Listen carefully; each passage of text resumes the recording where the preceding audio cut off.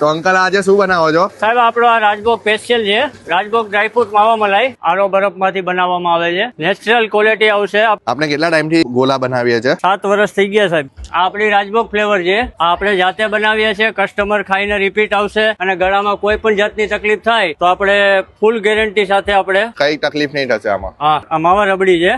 આવી રહ્યો છે સ્પેશિયલ માવો. એકદમ રિયલ ક્રીમ આવશે જે ભેંસના દૂધમાંથી બનાવવામાં આવે છે. આ પણ આટલું બધું જ હશે? હા, ગ્રાહકને મોજ કરાવવાની સાહેબ. હવે આવી ગયા ભાઈ ડ્રાયફ્રૂટ. ઓહો, ક્રીમાં ફૂલ લોડેડ. આ અમારો રાજભોગ તૈયાર થઈ ગયો છે. આ આપણો રજવાડી તૈયાર થઈ ગયો છે. ભાઈ રાજભોગ અને રજવાડી આઈસ ડીશ તો મેં બહુ બધી જગ્યા પર ખાધી છે, પણ અહીંયાનો ટેસ્ટ એકદમ અલગ છે.